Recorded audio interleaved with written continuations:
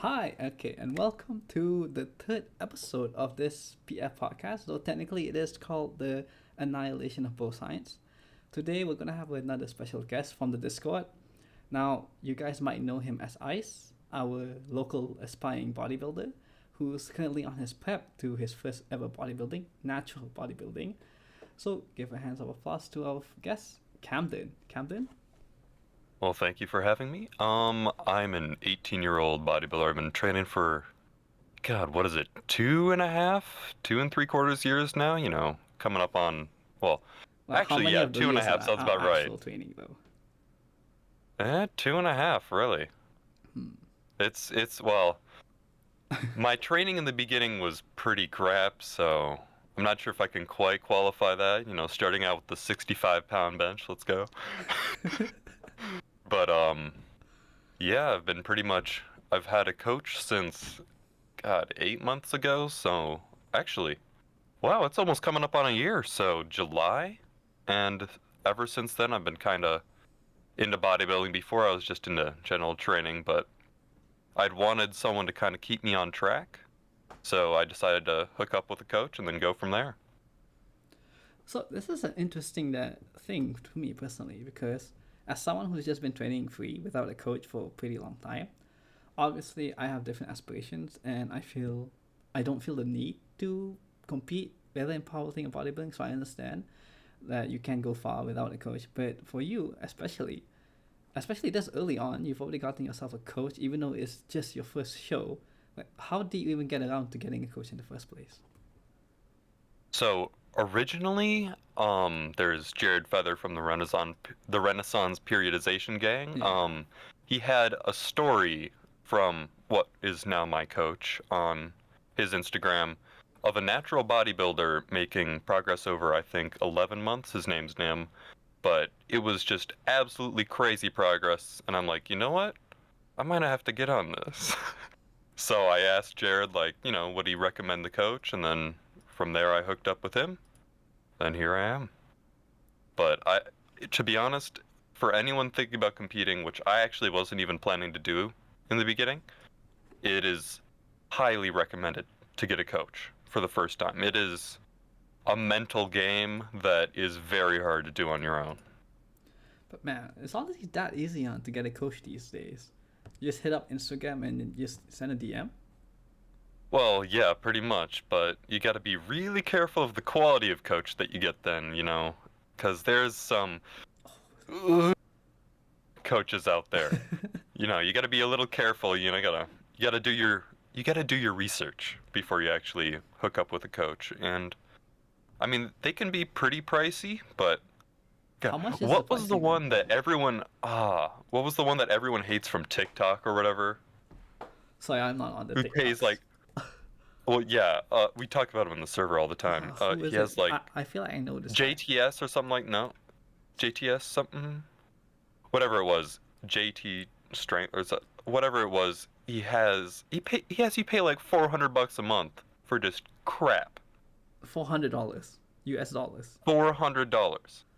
400. I might as well Man. go and get up like with Juggernaut or Renaissance Periodization themselves at that point. Yeah, $400 a month is not cheap. Holy shit. That is pretty Like, expensive. I mean, don't get me wrong.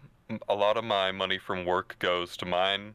I originally was planning to quit my job in the fall of last year, so I was only intending to actually get coaching for like 4 months, because before then I was having issues with training and just progressing in general, and I wanted someone to hold me accountable and make sure that I was doing things right, you know? Hmm.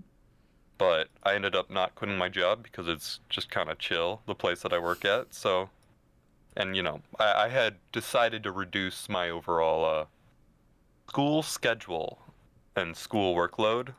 So I Mm-hmm. was actually able to continue working, and then that's pretty much how I afford coaching. I mean, it's not cheap, but it's better than $400 to say the least.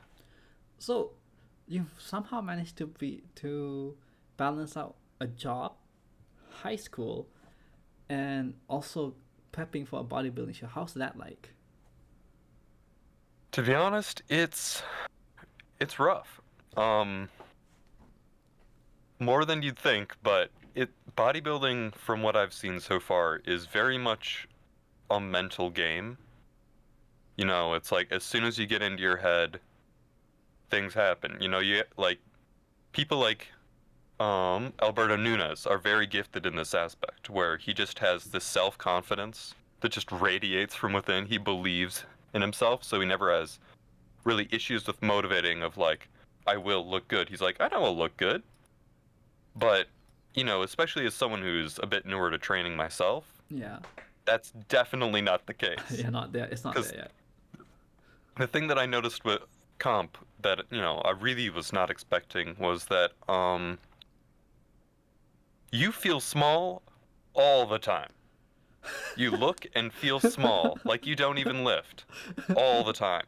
And then also, because you don't have the glycogen and because you're actually smaller, Yeah. you don't even look as lean. So you are lean and large for approximately 1 to 2 weeks of the entire process. And then after prep, but so it's like, you know, you might be thinking about, you might be hungry at night and just like, well, crap. Just look in the mirror, just be kind of sad, and then go back to training. But in my case, that's actually caused, at least historically with this, quite a few adherence issues, not with diet as much as actual training. Somehow I've managed to lose not as much strength as I thought, but I guess that's largely because I also didn't realize the sheer level of leanness that like real bodybuilders get to. Like where I am right now, 6 weeks out from my show, is where a lot of people actually just start their preps. Yeah. Like it's crazy. You can see Alberto Nunes on his story has veins in his legs and quad separation 24 weeks out. Yeah. And But then then, he just gets leaner yeah, the thing, and so leaner. at the same time, he also has like a lot more muscle mass from all the training throughout the years. So maybe that could help a bit in terms of just having like more vascularization in general. Because I mean, I'm sure it does. because Yeah. there is a phenomena known as neovascularization that who was it? I think Thibodeau mentioned first on when he came on to like really high rep like press training. But basically, let's say, well, in Thibodeau's case, what he did was he had his clients or test subjects do really high rep like presses, either with zero weight or very lightweight for like 100 reps per set, and just have it burn and burn and burn. And what that No. did was that it caused this phenomena known as neovascularization, where the body realizes that these muscles need a lot of oxygen and nutrients, and the existing blood vessels are not enough to supply that. So it literally causes the body to branch out more capillaries into the muscle area to supply more and more nutrients. So I don't know, man. I've Sounds always like I been need to wondering if do that could also help in. high reps, low weight to get that veiny wiener physique. But yeah, I mean, in general, I'm definitely nothing lean wise compared to the actual pros. And I mean, the reason that I can kind of tell this actually is hormones and my overall hunger levels. Like, I get cravings, you know, stuff like that, but I'm not This always isn't like hungry. plummet. You hasn't felt like plummeting yet. No, I have not felt any of the like sleep issues that, you know, Dr. Mike talks about waking up at night hungry. No, I'm just chilling. Not yet, at I'm least. like, damn, I could really go for a Reese's peanut butter cup right now, but that's about it. Yeah, Um, this is actually something that I hope that the younger generations, or at least like kids your age group, can understand. Where everyone wants to be a bodybuilder, wants to be lean and looking good, but then they don't realize that one, you have to understand that being lean, or at least being lean even to your level, means that you're small. Period. You are mhm. small. Being lean makes you small, especially if you're natural, which hopefully kids do stay natural. You're going to be a lot weaker, or at least weaker than you could be if you were not as lean. And of course, the eventual sleep issues, hormone issues that you get just from being super ultra lean like that. But Mhm. kids your age, they think they're different. A lot of Yeah, people I think mean, different. it's it's a lot. different than what I thought. Like, I thought it would be, especially like with the appetite and stuff, largely a physical game. Because I thought, you know, after watching people like Dirk, who are just sitting at extremely low body fat percentages going into his competitions, where he has issues with energy and physically training and walking. Like, walking feels like you have a weighted vest on all the Oof. time, Yeah.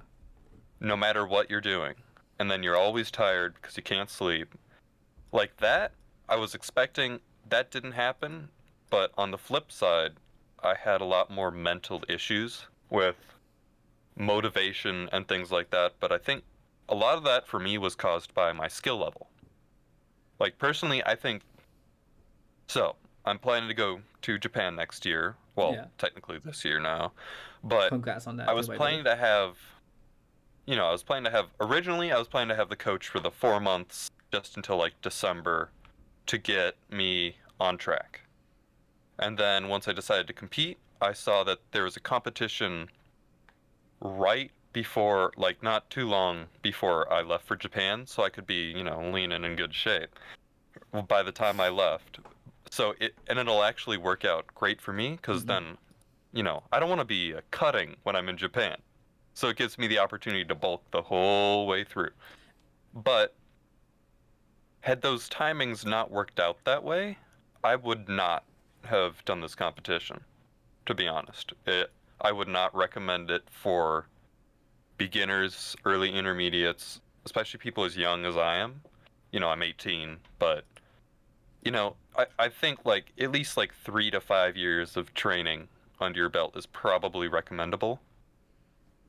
Because otherwise, it's you actually look small. Like you can look decent if you have some decent muscle mass. Yeah, But obviously. I like I'm I'm at the weight that I started at right now. It's just with more muscle mass too. I've gone full circle. Well, speaking of which, being at that same muscle mass, or at least the same weight that when you started with, compared to, and obviously you look a lot better because you do have more muscle mass compared to when you started. Obviously, hopefully, if I not, then hope. you clearly would Yeah. have gone full circle. But No, that's what the adherence issues really caused. I just became a do you even lift again? so, what about body image issues? Because when you're young as your age, there's definitely a lot of body image issues. That's why a lot of kids or teenagers wanting to start getting into training to work on their body image issues. But you clearly, visually, there's a clear difference between where you started and where you are now. But even then, the numbers wise, body weight wise, you're still the exact same. But so how does that affect you mentally? I mean, I've always had body image issues. Actually, yeah, before I started bodybuilding, that's kind of why I why I started training originally. But yeah, it's a battle sometimes. I had to sit my coach down one time, like 8 weeks in, thinking, I'm going to be too small for this competition. I'm not ready. I'm not going to look good. I'm just going to look stringy. But he convinced me that he wouldn't have had me prep if he didn't believe that I was ready. So, and then also, I mean, ultimately the timing with Japan was what saved me. Like, Mm-hmm. if I was not going anywhere, I'd be bulking right now. But, I mean, ever since I've started training, I've had kind of the body image issues of, like, liking seeing my progress, but always feeling, too small. It's Yeah. very, it's very prevalent in the bodybuilding community. I'm not sure if you deal with that because you are not small, Shami.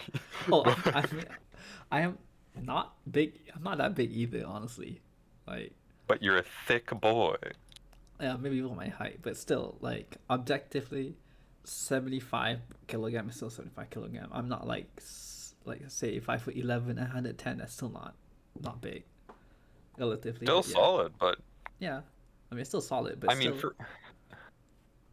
for a lot of people, it's like those issues, especially the younger ones, is a huge factor. But, I especially if that is all that is making you bodybuild, do not compete. This is just straight out do not compete if the only reason you are bodybuilding is to feel better, or because you look too small, or because, you feel insecure about your body image, if that is the reason that, you want to keep going, I would not recommend it, because this will only make things worse A lot worse. for the majority of people.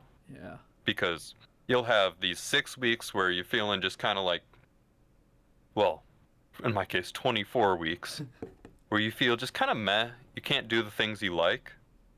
Like, I had the great timing of getting into cooking as soon as I started my prep. Like, I now have a Japanese chef's knife. I now have all that stuff. I have like a 30 video playlist on YouTube waiting for me when I come out of recipes that I want to make. So, like,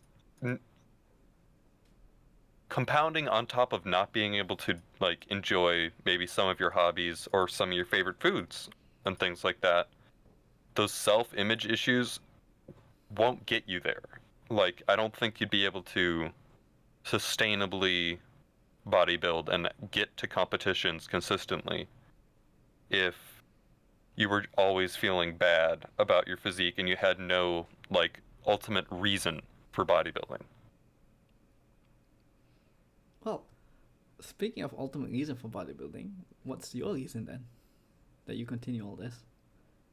I mean, you So, say, of course, originally... yeah, you Oh, yeah, said sorry. originally that the only reason why you're doing it is because coincidentally it went well with your timing with Japan, and obviously, being just off the stage when you go to Japan, I bet your homestay family or whoever's there is gonna be really shocked that having a bodybuilder foreigner come into their place right off the Yeah, stage. 6-foot bodybuilder, Yeah, but also whatever, like 184 centimeters. you only said that you're only in this because it just the timings would just so happen to be perfect, and if it wasn't, you wouldn't have competed anyways. So for this competition, at least, what's your reason, like your ultimate reason for doing this? Like, it's tough. I mean, this is exactly why I've actually had the adherence issues. Is because I lacked that, like, overarching, like, reason Ultimate for the reason. competition. I mean, for me, like, my reason right now, outside of the timing, is that I love bodybuilding. I love the art of posing. I love how people look when they're just shredded out of their minds. I love everything about it. So that's kind of it's like. I want to have the experience as a begin. I'd still call myself a beginner, to be honest. But as someone newer to lifting, having that experience, I feel could be good for me, because I plan to compete later down the line, because I know that this is a sport that I'm in for the long run. I really enjoy it, and while I'll definitely want to branch out into more things later, like maybe powerlifting if my joints get better, but just general health, like cardio, doing all that stuff, I want to get more into eventually. Just more sports in general, but for now, it's that I really just want to have the experience, and because the timing just works. And so I was very motivated for, like, the first part of the cut before the hunger and stuff got pretty bad, but it was around 8 weeks in that I had that issue where I had to sit the coach down and have a talk with him. And I mean, it's ultimately him. It's like, well, I'm already 8 weeks in. Why not keep going? It's like, it's not that hard for me right now. Like, sure, I get hungry, but it's not like crazy or anything. It's mainly like, dang, I could go for a donut. Well, time to go get out like a diet soda instead and just deal. But it's outside of that. I mean, that's why I've had so much issues, is because it's not anything super deep at this moment keeping me going for this competition. So why? Okay, you said that you did briefly mention that you have like joint issues. Can you talk more a bit about that? Like when it started, has it always been a thing? Or I believe, and I'm gonna bring this up briefly. You have told us in the server that your dad is a physiotherapist, I believe, or has a Yes. background. Yes. So, like, what was his input regarding like your injuries that you've occurred along the way before, even before bodybuilding? So before just lifting in general, I've never really had many injuries outside of curb stomping both my feet on separate occasions. Um, but I think the joint issues was specifically caused by when I was first starting lifting, I wasn't doing a program and I decided, I went to failure with every set. Mm-hmm. Every set. And As I was beginners doing, do. 6 sets on a PPL 6 days a week. And then I was doing like 5 sets of pull-ups every single day. So I think that building up over time, I know I definitely had a time where I functionally overtrained or functionally overreached, sorry. Totally different things. Mm-hmm. Um, where I just wasn't increasing anything. Then I took 2 weeks off. Bench came back 35 pounds stronger 35 for pounds. reps. Wait, so Yeah, I what was went it from like before? 65 to 110. Oh my, I mean that's pretty good, honestly. Yeah, but evidently something was wrong there. And then I think that was kind of when some of the joint issues started to appear, since I also couldn't train legs very well, and I was doing that same volume with pistol squats. Oh, And I have very long femurs. My legs, in general, don't like pistol yeah, squats. you're a long boy, being 6 foot and all. Like, yeah, I'm a long boy. But I think just that training mentality in general, not recovering enough, and overall just, I think this is my dad's input, but I seem to be probably genetically, predisposed to this kind of stuff. I have pretty loose joints, you know? Yeah, Um, just a bit unlucky in that regard. yeah, I'm kind of screwed in that point, but I think that compounded with all of the just going too hard, not knowing what I was doing, and then once I actually got into the gym, instead of training just at home, because I have like one of the crappy little benches, once I actually got into the real gym, I think it was bad exercise selection for a lot of it. Because while with the program that I did, my fatigue was very well managed for the most part, because to be honest, I wasn't training hard enough because I was too much of a beginner to correctly judge RIR. So I thought it was 4 RIR. 4 RIR. God, it's so hard to say. I thought it was 4 RIR. No. I was like 8 sometimes. Yeah, I mean if you're So able to do that's why six my sets of an squat just exercise to did not failure, increase. that's definitely Yeah. very, very much far from high, like low RIR. Yeah, I would not recommend the RAR training for beginners, but um I think I was doing a lot of stuff such as like the overhead tricep extensions and stuff like that. Yeah, That puts a lot of strain on your joints if you have those issues. yep. I never liked it Or it either. can if you're doing full RAR, and I also have very long forearms, so I got a lever going. Yeah. I got a lever going. And eventually I just noticed stuff just started to hurt occasionally. And it was like, "Ooh, this is a little spicy." I mean, by the time I had gotten into the gym, I had already had nerve issues in my biceps because of the pull-ups and doing just too much without enough recovery. Because I don't even think I took a rest day with pull-ups. I think it was just 7 days a week pull-ups. Pull-ups or rows. Pull-ups or rows. All to failure. All to failure. Oh yeah, that's It that's was gonna rough. wipe you up. Yeah. Yeah. So then I had bicep issues where now I get tingly whenever I do certain exercises, certain back exercises, certain grips and stuff like that. And so pull-ups for a large part are a no-go. I mean, it's better now because I've been doing rehab with my coach, Is but it is it all types of pull-ups, or like can you do neutral chin-ups or any variation of width? Have you tried every I other think variation? Chin-ups for some reason have seemed fine. I think it seems to be a largely an angle issue with my biceps. Like it's very dependent on the angle that they are at. But normal pull-ups are a no-go for the most part. How They're about like, just not happening. okay, but you try like wide, close, and everything, and it's this angle specifically where your biceps are pronated. That just is a no go. Yeah, I think it might just be that in general. I mean, certain biceps curls do it to me, certain don't. Mm-hmm. Like, let's see, what's a good one that really just screws me up? Um, preacher curls. Those can go suck a dick. They suck. Yeah, I mean, like, the preacher curls with an easy bar, or even worse, with the flat bar in general, if I use a flat bar, I'm getting issues. It's just, I think it's a lot of the pronation that seems to be causing it, Yeah. like forcing pronation. But yeah, getting past that, it's like I already couldn't do that when I got into the gym, and then now these little, these issues started like working up on me. And I was also, I think my form also might have had some issues with my tricep exercises in general, so I might have been low, like, throwing too much load on there.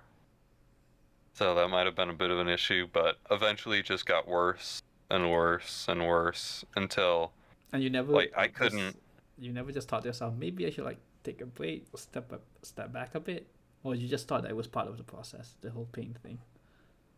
Well, I started trying to do exercise variations, but, like, I started trying, like, oh, maybe let's try one head overhead or one arm overhead stuff. But since it was programmed in, I wasn't sure. I'm like, well, I gotta do something overhead. I gotta do this. And I didn't really know what exercises would cause issues yet, because everything caused issues. Like benching, push ups. I mean, at a certain point, like, I think this was when I first started with the coach before we started actually trying to figure out solutions, but just sitting there, my elbows would hurt. Ooh. I would feel like a painful pressure almost all the time, and I also had some issues with my knees too. I got all the joint issues. I got like wrist, knees, elbows, shoulders at one point a little bit. But I think just proper exercise selection was what slowly brought me out of that. Like now, my elbows are fine most of the time. I can do exercises without BFR, and occasionally they won't hurt. Like my pressing exercises, like we had to switch everything around. And I think that was one thing that I didn't consider, was that exercise selection outside of just tricep exercises can be very important to how your joints feel. Like certain chest exercises, like benching, hurt my elbows. So benching eventually had to go. And stuff like that in general, it's just like, maybe I shouldn't be doing this. Even some rows I had to get rid of because they'd hurt my elbows. Like, I think some of the higher rows, it's like if I row too high, I'm like, ooh. Spicy. But yeah, I had to be super careful with that. So it took us around 6 months to find the exercises that seemed to work for me. And then we added BFR, or blood flow restriction, for those who don't know. Mm-hmm. Kind of allows you to reduce the load a little bit, and also, probably pushes some metabolites in there, might help. It has some potential heat restorative properties or restorative powers for, joint issues and the like, and just injuries in general. So that allowed me to reduce the load on the joints as well as potentially get some of those benefits. So after doing that for, God, 8 months, I mean, it slowly got better. There were times where it was really bad during, those pushes. I'm like, ooh, yeah, this just kind of sucks. I had to do like tons of warm-ups in order to just be able to do an exercise. But, as we figured everything out, it's been getting a lot better. So I think I may be good enough to do some calisthenics by the time I go abroad, but I think I might have to do some of the what's his name? Maybe like knees over toes guy kind of shit. Ah, yeah. Some Yeah, really I super might have to specific like stuff. do some. I need to actively rehab Yeah. my body. You know, that's gonna be a big goal of mine for a bit because no one likes pain. Well, No, we're I not. take that back. Well, technically, I you take could. that back. I'm a bodybuilder. Yeah, you are a bodybuilder. Technically, bodybuilders are masochists. You guys put yourself to hell just for like that Let's get the burn. that few minutes of being on stage to hopefully place first. I mean, there's that, and then there's also just the training.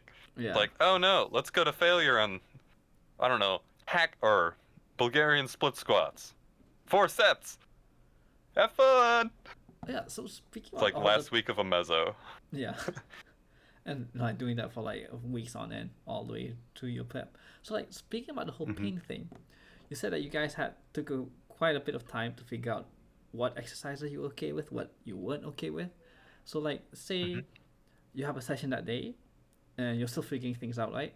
So you do an exercise and it doesn't feel good. What do you do then? Like, do you try to work around it? Like, maybe have variations of that same exercise, maybe different angles of stuff to find if it works for you, or do you text your coach immediately and think of another exercise to replace it with on that spot? Or like, how do you approach it? Are you talking now or before? Before during that time when you guys were still figuring things out, like how do you approach it session per session? Okay, before it would be largely I'd try something for a session. If it hurt, I'd probably just skip it. I'd just be like, nope, not happening today, and then I'd text the coach. And he's like, well, looks like we ought to switch that one out. And then we kind of did that over time. Like, I think originally we started without changing exercise selection, but we just added in BFR.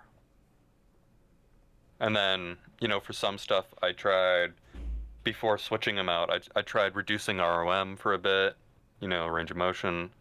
I tried making sure that, the tempo and how deep I went, was very controlled, which actually ended up helping in the long term. And just tempo with eccentrics and stuff, but on some exercises that can hurt worse.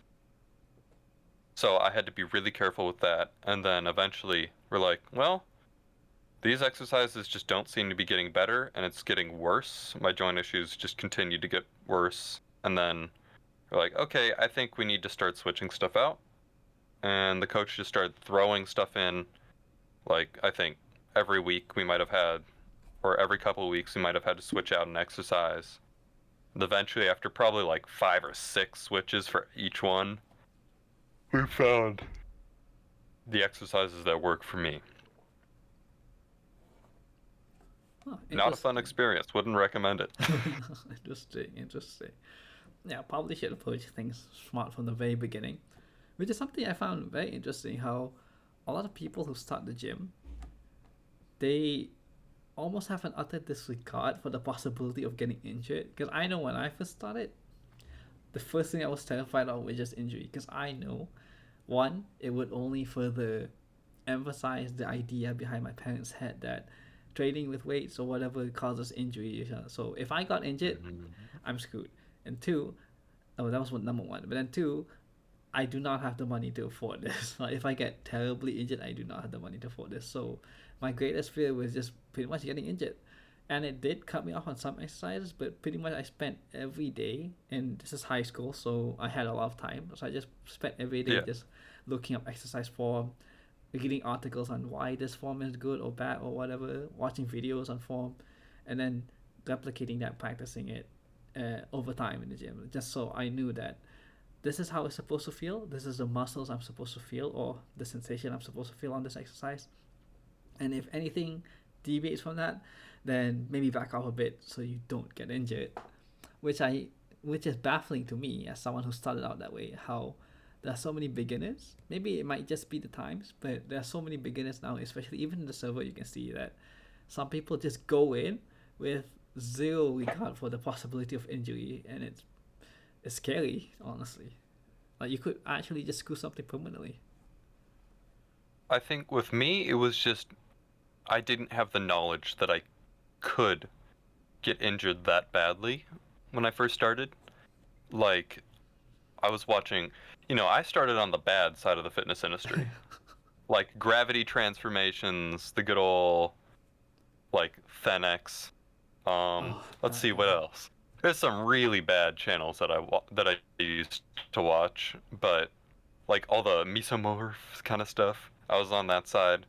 So I had no idea about any of that. That I'm like, I thought I was getting stronger. Why would I get injured? Like I thought injury was for like football. I didn't know that you could get really like muscle strains like that. I just didn't have the knowledge. But so I think, and I didn't really know how important form was at the time. I mean, I did my best with common sense, but for the most part, it's like my bench was crap for a while. I mean, it took me a little while to learn to not have the elbows out to the side. Like, I had to look it up just to make sure that I had, like, the general bar placement right. I had no idea what leg drive was. I had no idea how to arch or any of that. You know, the only thing I kind of did with, like, bicep curls for form was just making sure that I wasn't cheating.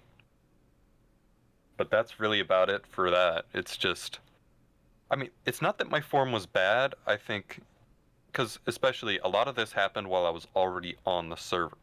A lot of my joint issues. Mm, I had just, and so my form was decent. I think I was just doing the wrong exercises and in the wrong way. yeah, I Because think that's there's too. there's many different ways that you can perform an exercise that are correct, correct form. Like you can do a strict curl with your back against the wall. You can maybe use a bit of momentum.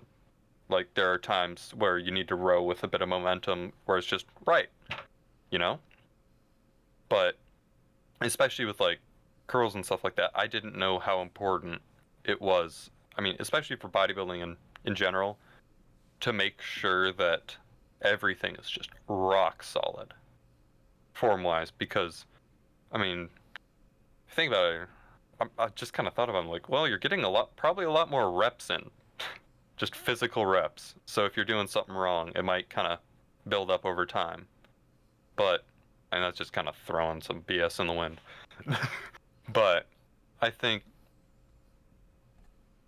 making sure that, your form is at least decent is a good idea. But I think for me, a large part of it was just exercise selection and being genetically disposed. Like, Yeah. even before I started training, I couldn't do like, the reverse dips on chairs. Oh yeah, you mean well, yeah, yeah. I know That's a those. no-go. Yeah, that I could never do that. That would just hurt. So evidently, I had had some joint issues in the past from drumming and the like. Like, I used to have elbow issues from hitting so hard that that happened. Then I had like wrist pain and stuff like that in the tendons there, which I still can get occasionally on some curls. Like I have what are they called? Bayesian curls where Oh, Beijing calls. your arms behind the back Yeah, yeah. like that. And then keep with the cable, and then you I have to pull. hold my hand on some like with the bar just kind of like this. Yeah. Like I don't actually grip it with my thumbs and I just do it like that Okay, so it's like hanging loose a because bit from your thing. Yeah. yeah, because if I either have my thumb around there or I have yeah, or if I just have my thumb around there, I will either have bicep issues or elbow issues. I get it. Get it. Why? Who knows? But it's just the path to recovery for that. Built different, in a bad way. built built like a trash can. Oh, yeah. This is just a disclaimer for anyone watching. Now, we did talk about form a lot in this, but you have to understand that form does not correlate directly with it does correlate with injury, but not a causation of injury. Rather, the important Yes. part to take off from here is that if it doesn't hurt, you should probably be fine. But if you're doing something like, let's say, between obviously a curl, an easy bar curl to a straight bar curl, if even just the empty bar or very lightweight just feels uncomfortable for you, drop it and switch it to something else. That isn't a form issue, but that's just how you're built. Maybe just a Yeah. straight bar doesn't feel comfortable, an easy bar doesn't feel comfortable. And in regards to form, the reason why everyone will emphasize form but not correlated with injury is because the important part about form is just efficiency. You want to exert as much power as you can, especially if you're a powerlifter with efficient form, or for a bodybuilder, efficient form would mean, does this technique target the muscles as I want it to be targeted? If it With doesn't, then it's often. trash. If it does, then it's great. But it's not a direct causation of injury. Injuries, there's a ton of reasons why they can happen. You may be, again, you're like Camden, predisposed, or you just have wrong exercise selection. Even if you're doing quote unquote good form, but it just doesn't click with you, then it doesn't click with you. Just putting that out there. Like for a lot of things, my actual form was decent. It just wasn't it wasn't helping the issue because it's like going super deep on overhead tricep extensions when you have joint issues. It hurts like hell. So, and I just continued doing it for a while. I'm like, well, this because I didn't know what to do, and then eventually I figured out like I should probably switch this up, but it aggravated the injury more than caused it. For me, what caused the injuries is the genetic predisposition and then Oh, definitely, definitely. overtraining and overwork to where Yeah. my body just couldn't recover anymore. So speaking about So all watch your this, fatigue, boys. Get some sleep. Get some eat. Also eat. Yeah, that was another thing I probably could have done more of. well, that's two things you're not really getting a lot off of right now, especially the eating part. Well, I'm getting plenty of sleep. I'll have you know. Yeah, the sleep part at least Eight is good. hours every night. No, no. Speaking of which, so after this show, which is how many weeks again? You're out about 6. I'm 6 weeks out. Yeah. Yeah. So after bodybuilding and everything, I know like you have a lot of injuries and everything, but would you ever think of like powerlifting, or maybe like one day you want to try powerlifting? Absolutely. I find, I mean, I love me some deadlifts, but I think I love, I've been getting, to where I love all strength sports and sports in general. Like, when I was young, I hated sports. My parents always made me do like team sports and stuff like that. I've gone Yeah. through, I think last time I checked, 11 different sports. Like, I've gone through the whole ringer. From everything from like mountain biking, tennis, swimming, baseball, basketball. I mean, Hockey? trap shooting doesn't technically count. Hockey I did not, but I did skate. Oh, skating. Okay, that's unexpected. I've done way too many different things. Oh yes, martial arts. Can't forget that too. Which But kind, like karate, taekwondo? um, Hwarangdo, so Uh, South Korean. When I was like 8, yeah. I should have continued, but that's actually gonna tie into this. But as I got into fitness of my own volition, I started, like, oh wow, this is really fun. There's like communities around it. I can get to know people. I really like how that burn feels. The pump. I feel like, I don't know, That's the only time you'll ever feel big it's when better you're than prepping. sex. Just, but yeah, it feels great. Like just being able to, just the feeling of being full of. I mean, I like feeling big. Of course, I like it.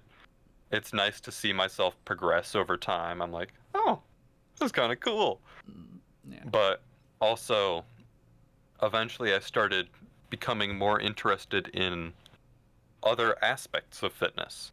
So, I mean, there's the cooking part. I wanted to learn how to cook for myself and cook healthily, but still have it taste good.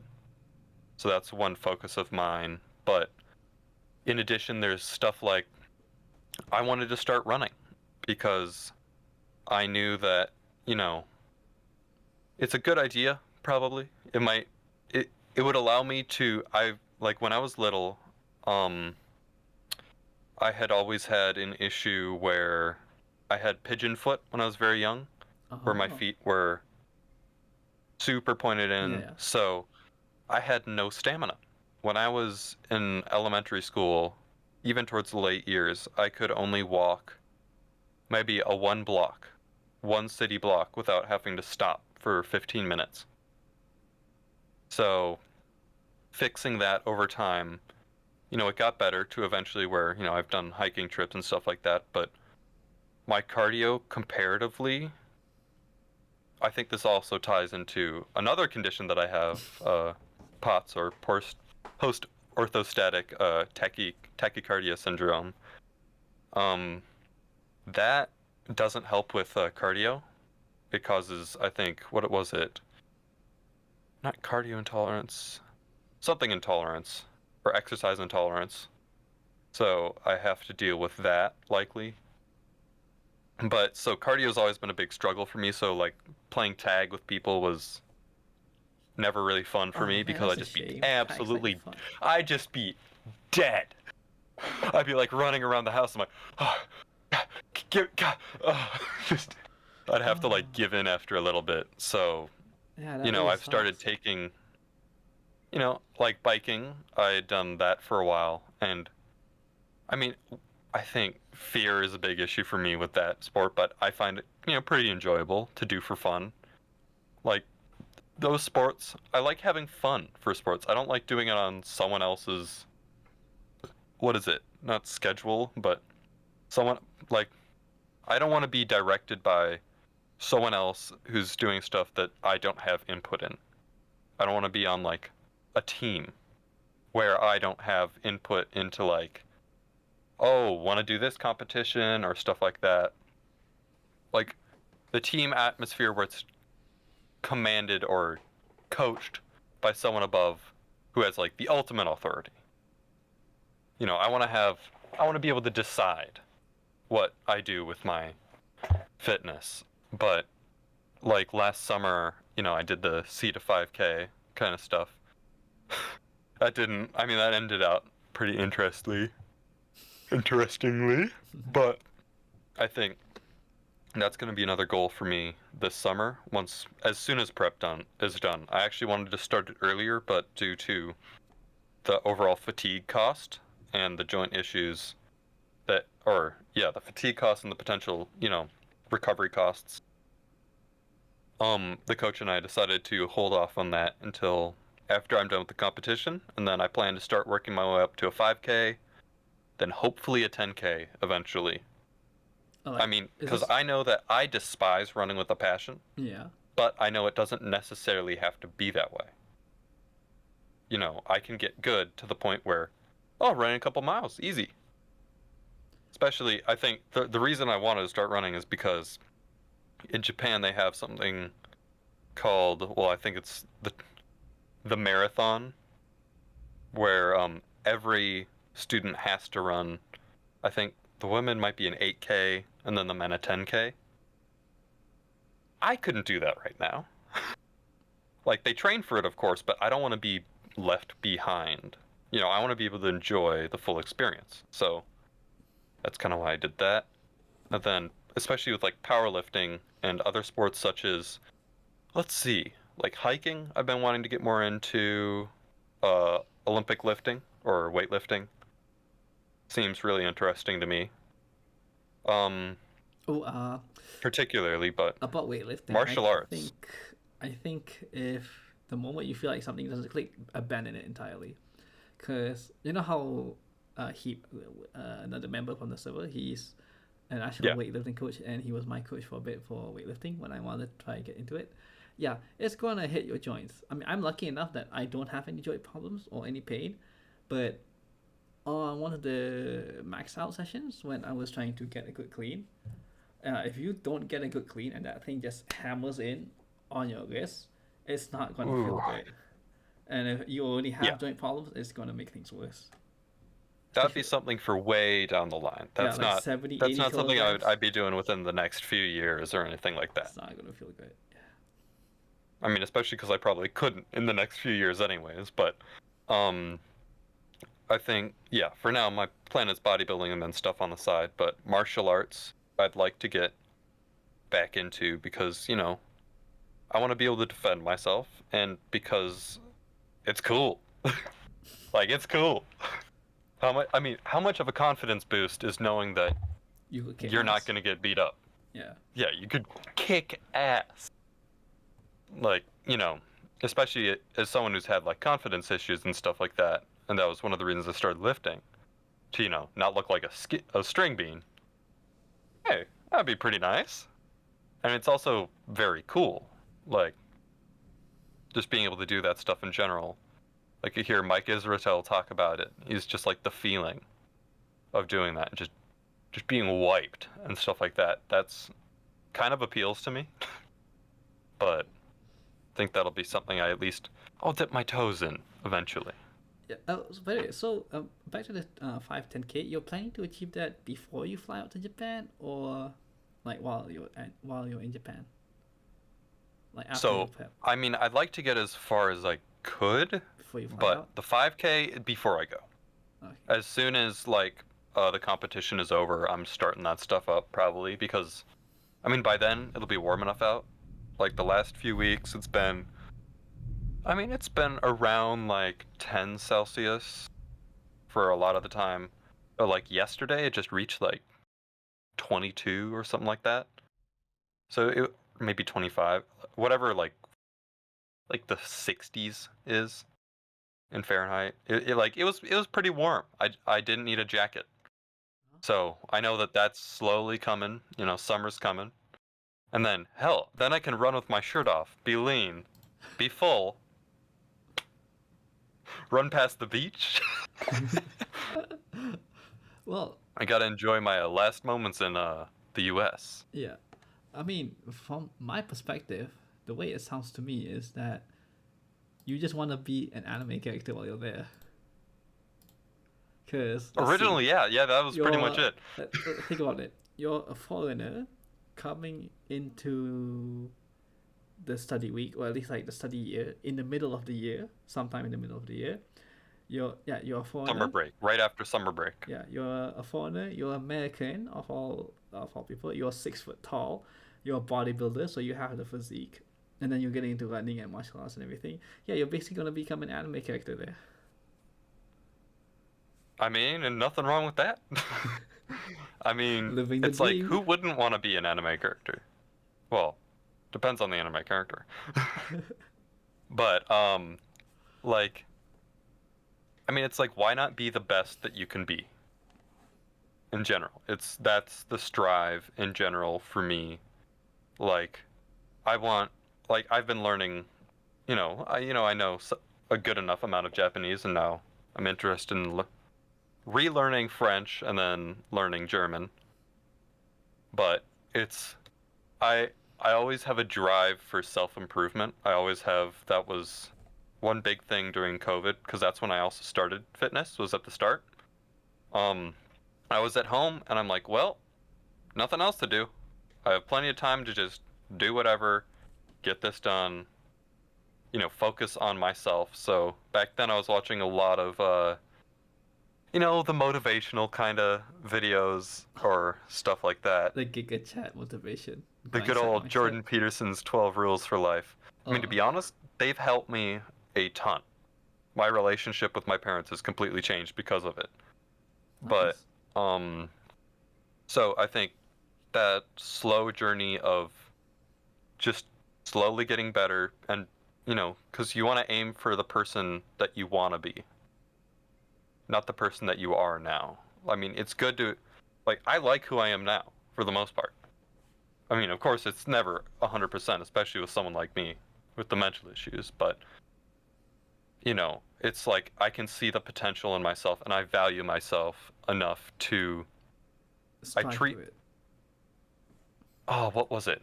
I treat myself if I was, as if I was someone that, like I loved or that Mm-hmm. I wanted the best for. So I want the best for myself, so I try to an extent, I have an extreme procrastination issue. Extreme. But yeah, it's caused a lot of issues. But just the desire to be the best that I can, and especially since I know that I want to have kids someday, to be in the best shape and position to provide for them and to be able to give them a good childhood and to live out my later days in life as healthily and enjoyably as I can. Because, having hobbies such as, traveling, hiking, photography, that's a lot of work, like physical work.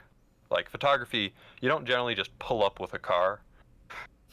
You gotta, like for a lot of landscape stuff, you gotta hike. You gotta go. And being able to do that well into my old age, especially instruments such as drumming, is very important to me. So that's one big thing that I want to focus on, is being healthy and being the best adult that I can be, so I can get into, a good enough financial situation to provide. Yeah, it's very, very mature of you, honestly, especially for someone your age, which actually something I want to bring up. So, as we know, and you and me have seen enough in the people that we get into the server, especially some of the beginners, the younger ones, they always tend to think that the gym is your whole life. You gotta make it your whole life. It's either the gym or nothing at all.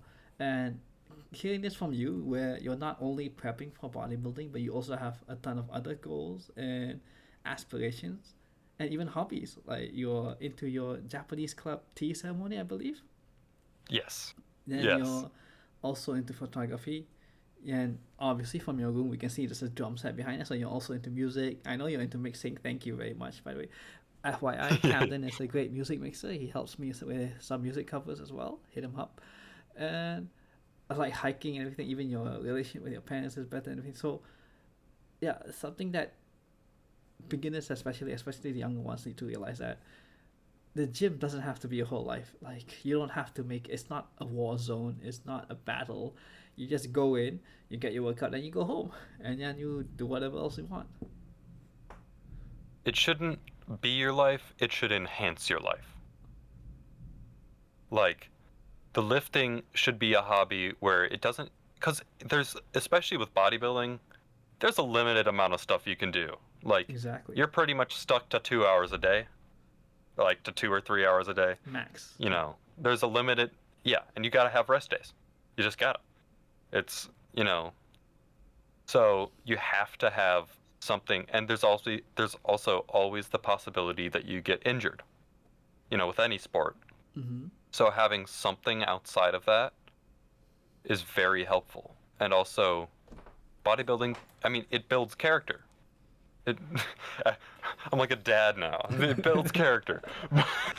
But I think it's very important that, you have something else to yourself outside of bodybuilding, because especially if you're looking to get any relationships with anyone or just do anything in the long term, because I mean, bodybuilding you can kind of do for most of your life, but there are limits. There will be a day that comes where you stop getting better, you know, you're improving extremely slowly. And if you're very focused on just improvement and stuff like that, it can get a little bit too much. You don't want to become one-dimensional. Exactly. And if anything, it just helps everything else. Like, if you like hiking and you like lifting, per se, oh no, I can now lift more while hiking. And now my cardio's likely better. And same with, like, let's see, what's another good one? Another of my hobbies just life in general. Like, oh no, I don't have to, like, work as hard to lift stuff. I can enjoy doing what I do. Like, it doesn't need to take up that much time or effort.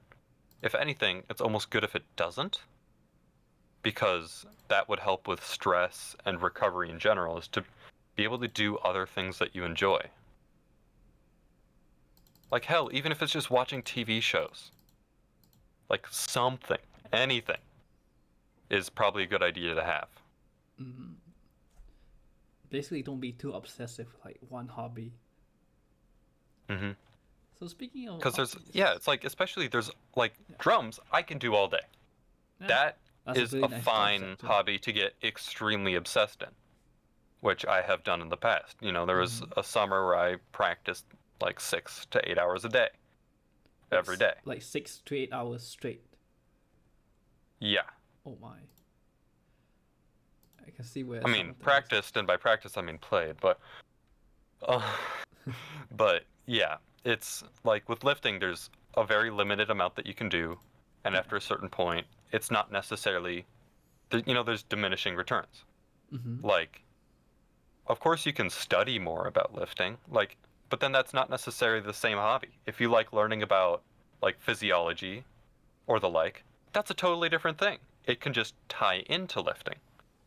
Like that would be fine to do on your off time. But if you're just paying attention to lifting all the time, there's no need. There, like, you can learn good form and get that solid just through experience, paying attention, checking it. Yeah. It doesn't take an extreme amount of work Oh, to get effort. good at lifting over time. Yeah. Because it's not like you're just going to be here for a few years, ideally. Because how much are you going to get done in like 3 years? Unless you're like RLC. Oh yeah, I mean Yeah. that dude's put in a Unless you're a lot of genetic effort. freak. Yeah, he has pretty Yeah. good installation, but yeah, I wouldn't say not to RLC's podcast. The guy has done a lot of effort, and that is very admirable of him. But I guess Hmm. it's due to standards that we've seen. I wouldn't say he's a genetic. He's definitely above average in terms of genetics. But the thing that people don't notice is that people like him, they do a lot of work behind the scenes that you don't see. Like Yeah. it's always the same. Like people look at the podcast pics, the form checks, whatever, and they see, oh, dude, that looks so awesome. Like how many? But then you don't realize like they do put in a lot of effort behind the scenes, but the effort Hmm. that they put is not life consuming. Like they put in the effort, but then all that effort can just be constrained into like a few hours times at best, maybe 2 3 hours at the gym, Yeah. and that's maximum pushing it 2 3 hours. Then the rest of the day is just like watch your nutrition, watch what you put into your mouth, and the rest just sorts itself. I mean, it's one of the practices that makes a successful bodybuilder in general. Eventually, like with people like Ezo, he treats it like his job. Yeah, you have to live it. He gets in on time. He does it. He does it as hard as he needs to be. He gets out, and then he does whatever else he needs to be, and then just has his life. Yeah, quite literally, Like, you have to live yeah, it. and yeah, yeah. I mean, like he has a job as like what was it? A language teacher, an English teacher in Japan. I I I believe believe it he was was a an teacher, but English I'm not sure teacher. if he's still a teacher now. Gonna need to ask him Yeah, about that. I don't know. But it's like, I mean, evidently he had some weeb stickers, so he knows something. I caught him dirty once. I caught him in the act. I saw, what was it? What's that French character? Like with the blonde pigtails that like fakes to be like French, but is actually just half Japanese. Oh, is it the Whatever the character Ayaya was. girl? Yeah, Oh wait, God, what was that he anime? posted whatever it I was. know it He just is. posted like one of the stickers or Yeah. reaction things from that. I'm like, from a private server, eh? But yeah, I think so. Having a life, if anything, just makes it more fulfilling. Because why constrain yourself to one thing, especially when it doesn't need to be constrained to that? You can have, like, however many other hobbies you want. I mean, it can be an issue, like, it's an issue with me where I have too many hobbies. So, getting very good at any of them is hard because I have a limited amount of effort and mental bandwidth, and splitting that between how many other hobbies kind of makes it harder to get good over time.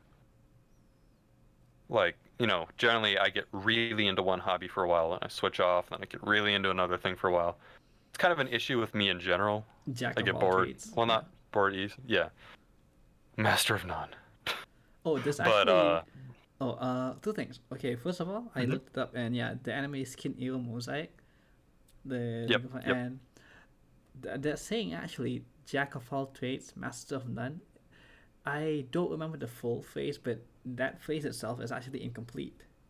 Interesting. The common phrase of that actually is the I wouldn't say it's not demotivating, but it's like the something, I forgot the term, but the way that phrase has been made popular is actually Hmm. the incorrect way of understanding that phrase, because really, the full phrase, the actual phrase, is actually more motivating than I the. found it. Yeah, you're right. Okay, what's the full A phrase? jack of all a jack of all trades is a master of none, but oftentimes better than a master of one.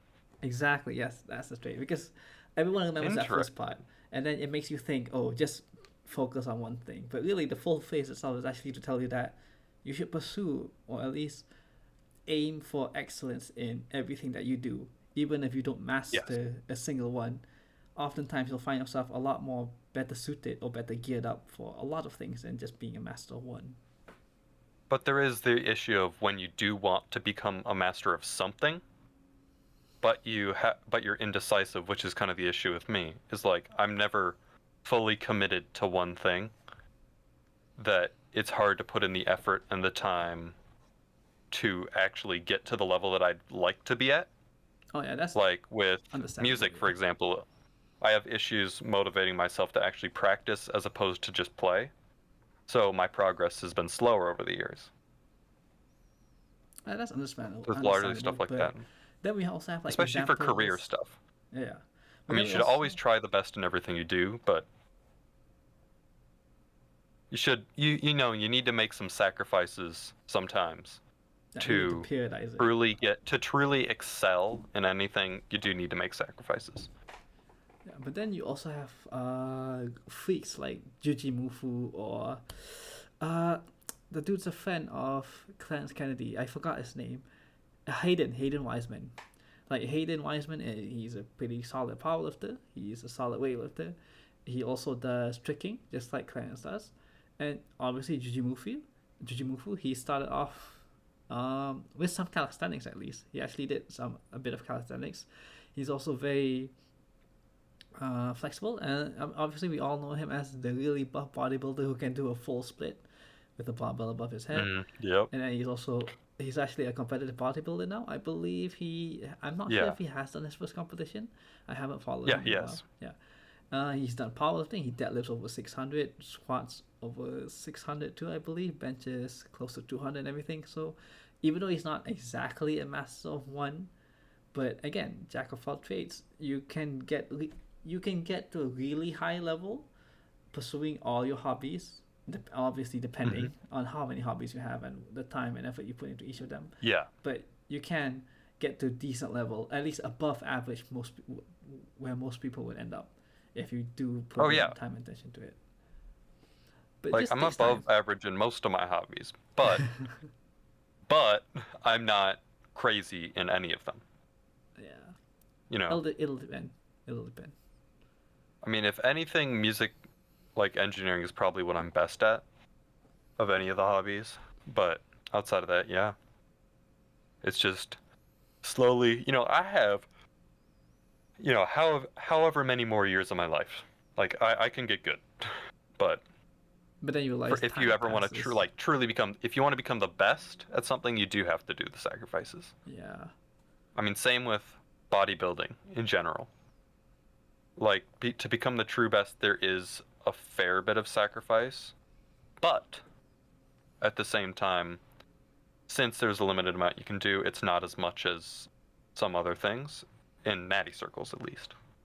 Like you do need, like, you see people at high levels in natural competitions, they're very, strict with their diets and stuff like that. They're not very flexible with their eating styles, but I think that's because they treat it like a job and because that's what they want to do. They want to be the absolute best, so they do everything they possibly can to be the best. So it's like they make sure I always go to bed at this time. I always eat at these times, It's like any possible improvement outside of steroids, they're doing. And, well, in some of the top circles, who even knows about the last one? Yeah. So, speaking of sacrifices, I do want to deviate a bit, but we'll have this topic as the last fitness topic for now. What sacrifices do you think you're willing to make for bodybuilding, or do you think that you know what, I'm happy being a natural my whole life, or do you think maybe one day you'll ever think of that, I'm gonna go the extra mile to be to try and actually be the very best in bodybuilding, and like the sacrifices that you're willing to make, or like do you think that you'll make bodybuilding an actual career of yours? No, I do not think it will ever be a career. I'd much rather, there are jobs that I'd rather be doing because, I mean, I get meaning personally in bodybuilding, but I want to be able to provide meaning to others, whether that be through some sort of service. But in general, I think the issue about steroids specifically is, I mean, I can't predict it now. It's like, same with Ezo. He trained 10 years before he hopped on. It's like, I have plenty of time to think about any of this. Like, he's 37 now. I will be 10 years in, or over 10 years into training, by the time he started training. So, I got plenty of time. But, I think it all depends on, the health risks, because while I do love the look of the huge guys, they're also not as big as I'd like in person. They're not as... If they heard that right now. Yeah, I know, it's sad. There is only one guy who I truly find like, damn! But he's, an Olympian level bodybuilder. He's juiced to the gills and probably not long for this earth. I mean, it's just how it works at that point. I mean, you listen to his voice, you get it. The super low, gravelly, like, he probably knows it the as trend well. voice. He's come to terms with it. Yeah, exactly. It's what he loves. But I think for me, since I have such a focus on family eventually and living a full life, I'm not so sure that steroids would ever be a part of that. Like, I've been coming to realize this over time. You can get great as a natural if you have good enough genetics and you train for long enough. There are people like Jeff Alberts, who is 47, bigger than ever, and is an absolute monster. Like, I think he might have like 18, 19-inch arms, something like that. Like, while he's lean? huge. Like, while being like stage lean? I think it might be 19 while not lean, like 17, mid 17 while lean. That's still huge though, like being 19. Exactly. Yeah. Like, it's huge. But he's able to continue doing this, long into his old age because he is a natural. And like, you can maintain your physique a lot longer than you think you can. Like, people really think, oh, as soon as you start hitting like 30 or 40, you have to start decreasing. No, that's not what the data says. Yeah, it's a lot of that data is also based on men who don't train, like undertrained average Joes who never trained in their life or even picked up a weight. Which is why I've always found that paper, in my opinion, sorry for the harsh words, complete BS. Because like, Yeah. if you've been training, let's say like you 18 or maybe even a bit younger, you've been training properly, you've had a decent diet, and you've been continuous, no breaks, or maybe even short breaks in between, but you've pretty much maintained it for years on end. I highly doubt that the moment you hit 30, your T is going to drop and you won't make gains anymore. Like, come on.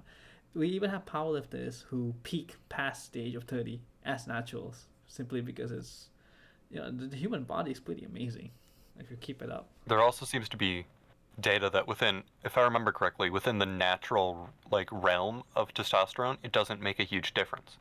Yeah. It's not crazy because it's not like 3,000 nanograms per deciliter. It's like, 200 or like 300 versus 500.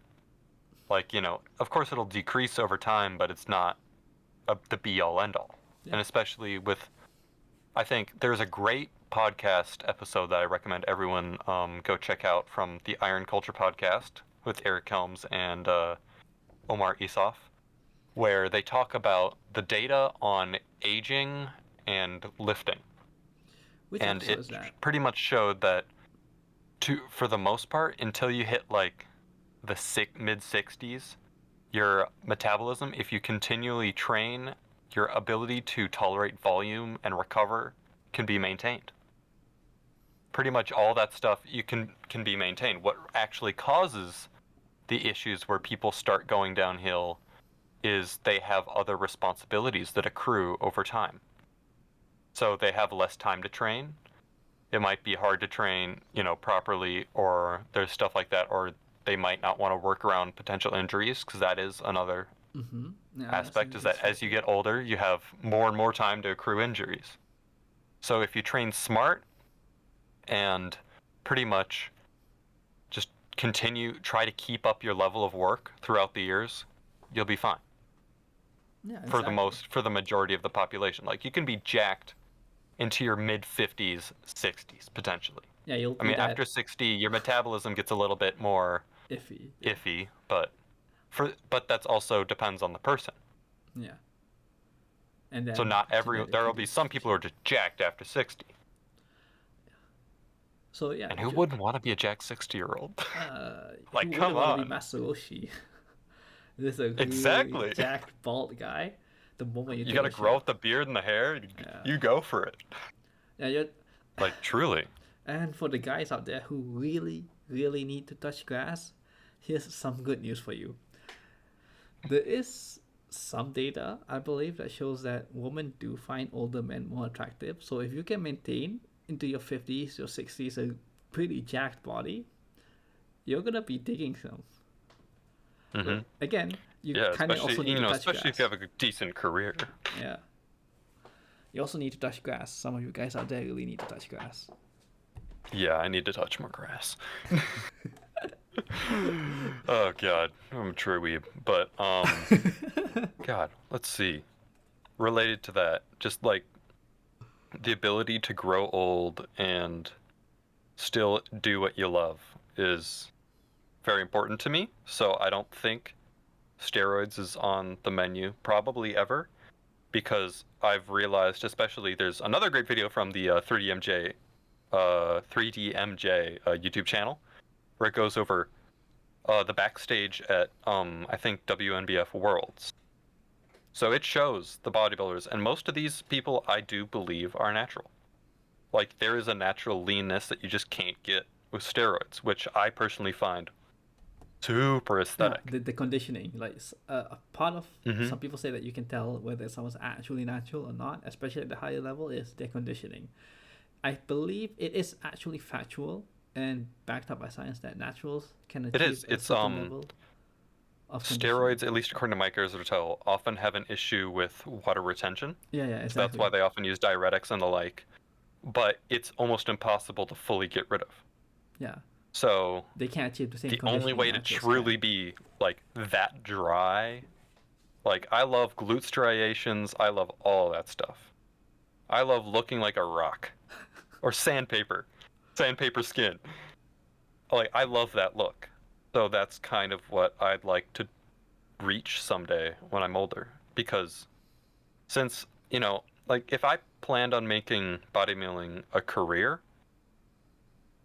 enhanced would probably be the only option for that, like, for the most part, unless I want to do coaching or the like. But since I'm not planning to make it a career in the slightest, as much as just a part of my life, or, like an essential part of my life, it just doesn't really make sense to me right now that I'd even start in like 10 years or anything like that. Unless I got like crazy potential to win the Olympia or anything, or to become huge with minimal drugs. Because there is, it's relative to how much you put in yourself for the most part, and how it affects you. Yeah, your like genetic predisposition to it. If I was truly that genetically gifted, I'm ripping something off my screen. If I was truly that genetically gifted, where, like, I could be like a Chris Bumstead or something like that. Sure. Yeah. Like, God, I'd love to be Chris Bumstead. Who wouldn't want But with like better bicep inserts. I'm sorry, screw his bicep inserts. Nah. Give me like Breon Ainsley's bicep inserts or something like that and I'll be fine. But like, unless that happens, it just doesn't make sense. I mean, it's not a job where you are likely to gain much money. Like, even the Olympia only pays out, I think, 300K per win.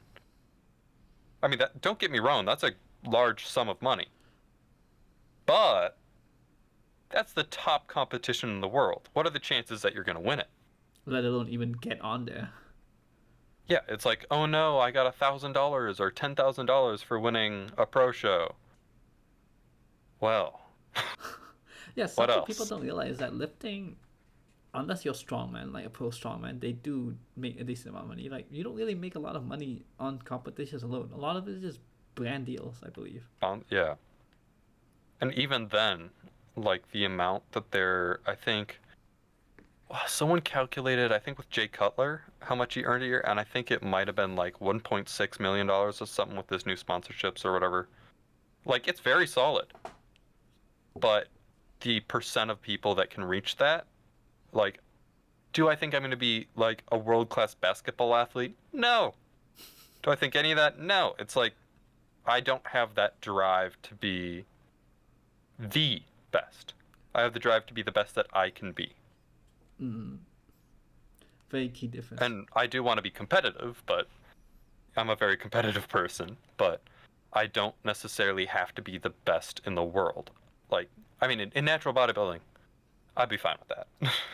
if I got WNBF Worlds, if I got there, if I even just make it to Worlds, I'd be pretty damn happy. Yeah, I'm just happy to be there. Well, like you Yeah, said, yeah. like Jay Cutler makes a lot, but then like how many people out there are Jay Cutler? Literally one. There's only like one Jay Yeah, Cutler. it's Jay Cutler. The dude was a freak Like that before he man. even lifted weights. Yeah, I think I sent a picture of God, was it Breon Ainsley too in Discord at one point?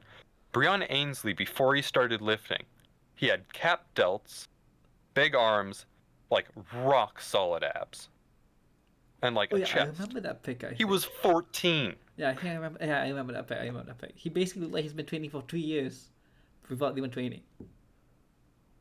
Yeah, it's like, It's no, when he insane. was 14, it was before he had started training. Yeah, like that's what I'm saying. Like he was 14 with zero training, and he looked like he's already been training Yeah, for like 3 4 years. Those people are yeah, I freaks. know. It's like, yeah, it's, I know I am not a freak like that, and I'm fine with it. You know, it's not like I have to be the best in the world at just lifting. It's like I can be great at skiing too, you know. Yeah. I want to add value to my life, and I'm not sure if going all in on one thing would do that with body, especially to the detriment of my health, you know? So like speaking of like other hobbies, let's talk about something outside of fitness a bit. Something that you're pretty well known Sounds for, good. being an audiophile and music. Ooh, yes. God, I remember, so I've been drumming since I was 4, so around 14 years now. I'm definitely not as good as I should be for 14 years in, but I'm all right with that.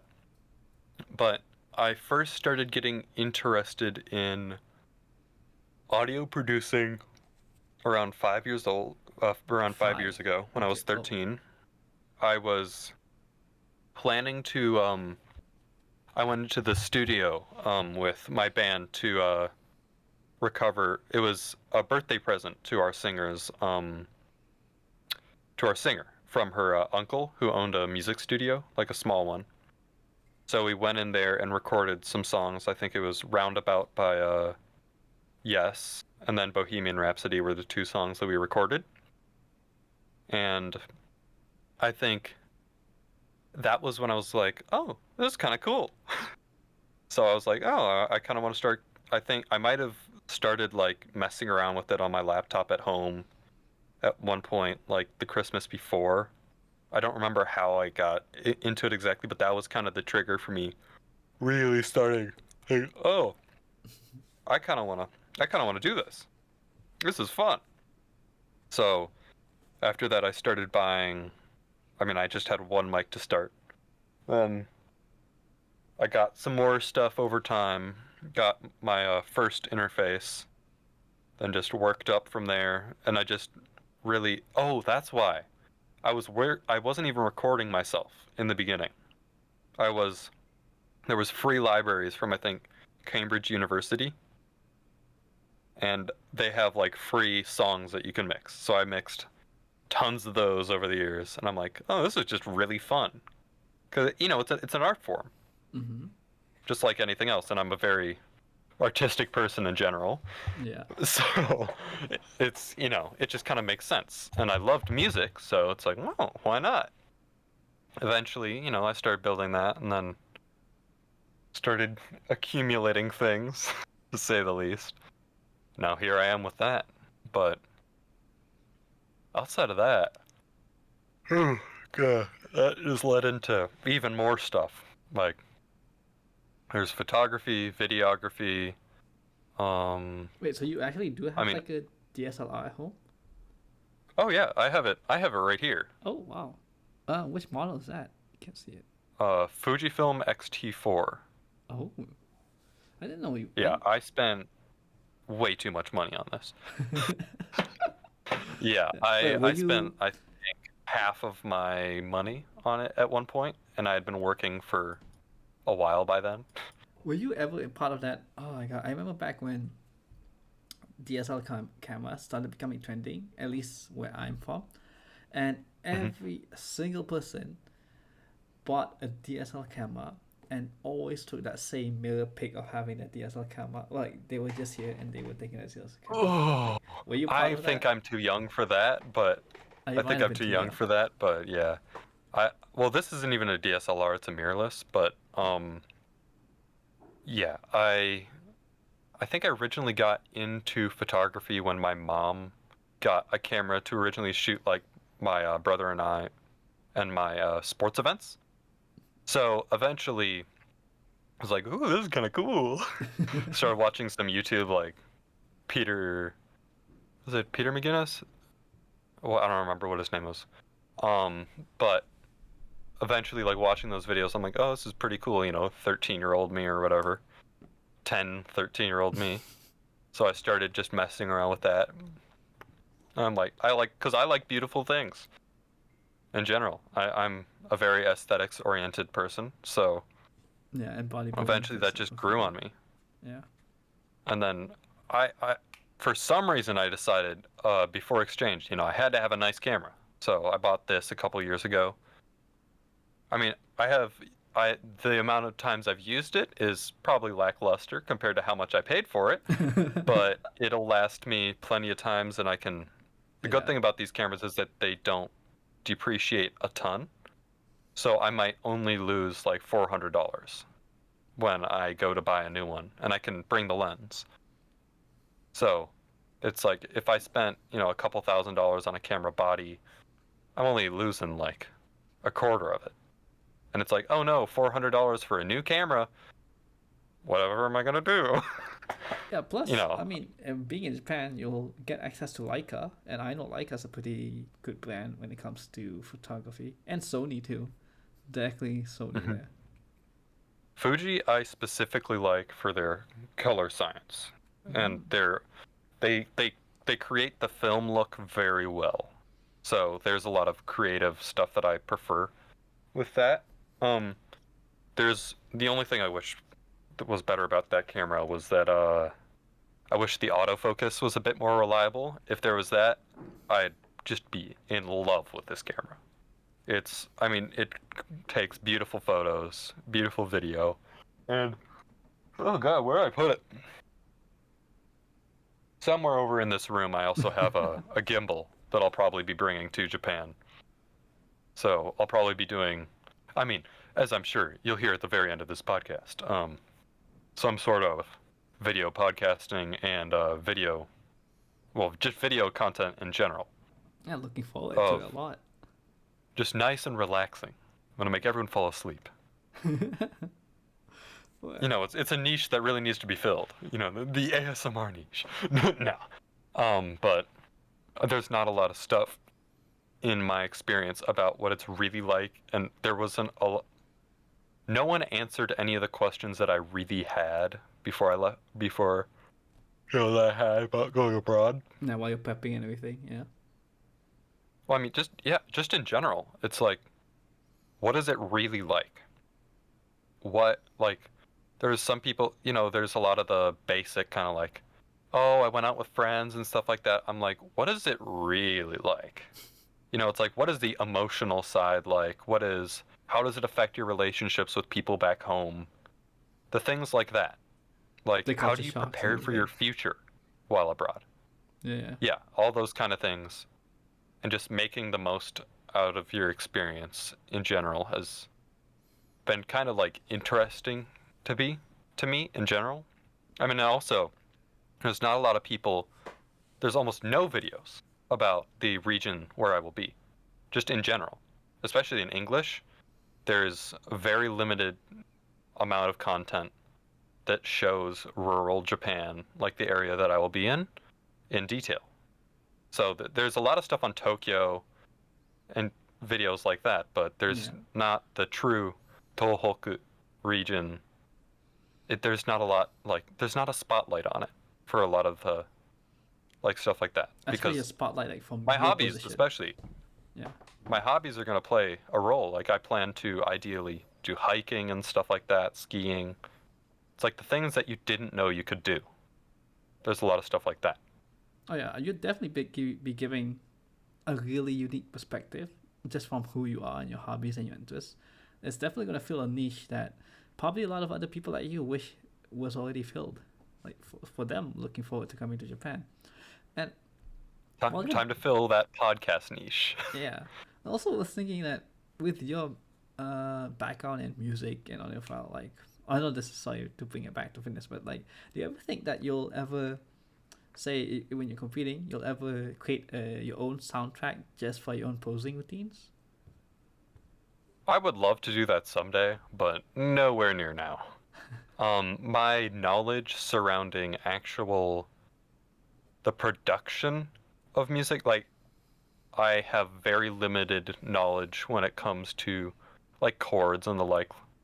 Like, I played piano and stuff when I was young, but I'm not very good at it. I don't know a lot of music theory. So that's a less likely scenario, but it's definitely possible, Also, it's a I'd lot say. different from mixing. Then I get it. I get it. Yeah. Yeah. Someday that would be fun though. Oh yeah. Speaking of which, you said that there's a podcast. Do you mind plugging that in, or maybe even talk about some certain guests that you want to have on there? Sounds good.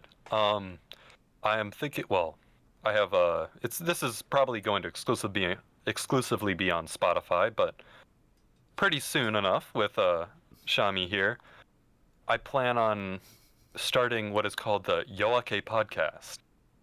I mean, you can find it under my name, Camden DeBruin, on Spotify, but WOAKE and then podcast.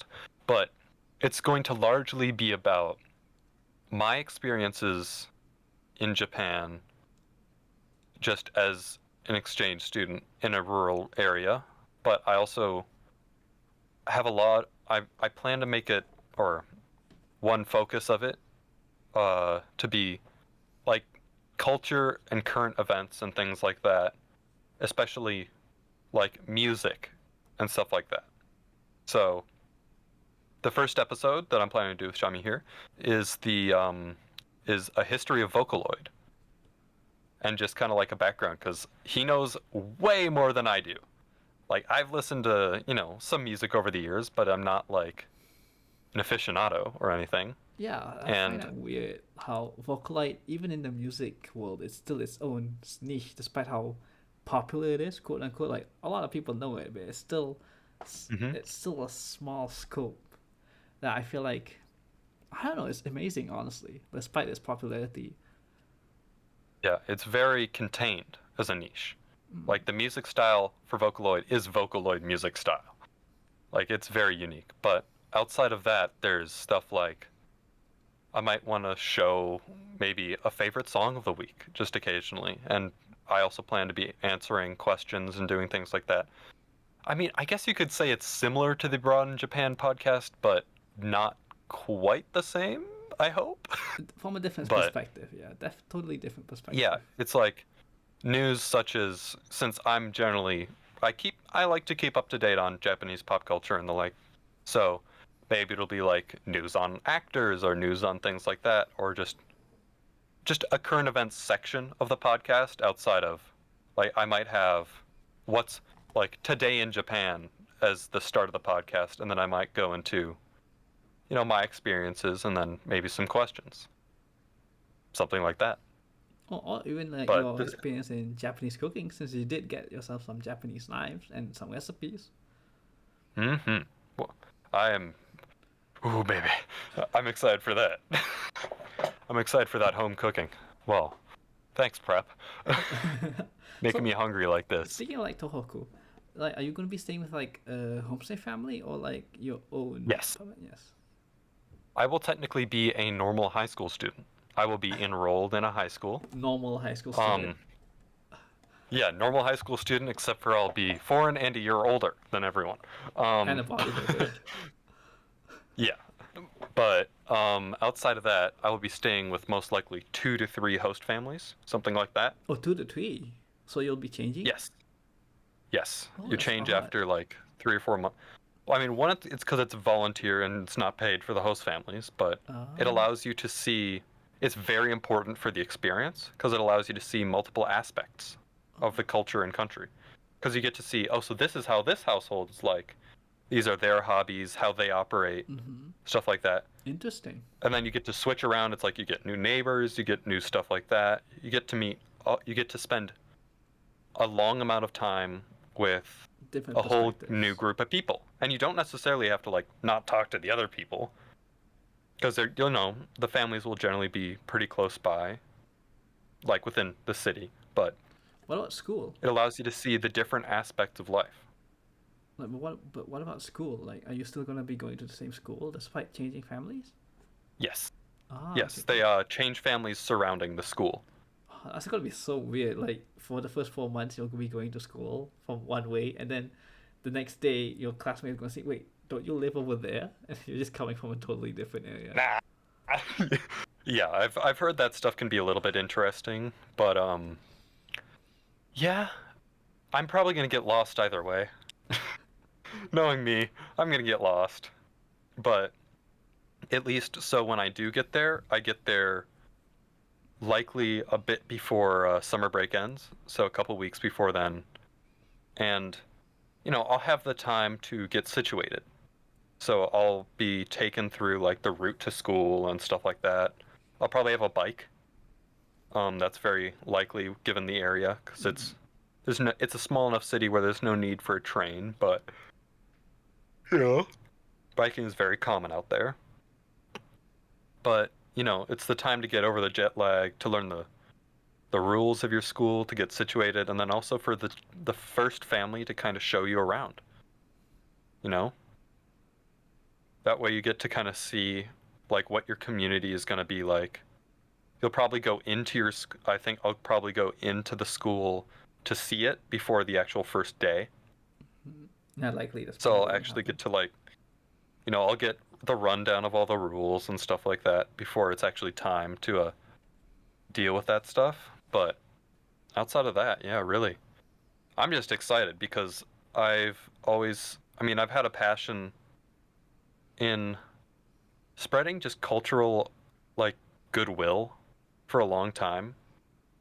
It's like, even if I disagree with, like, aspects, or if I don't really like certain aspects of a culture, I'd like to reach common understanding between them.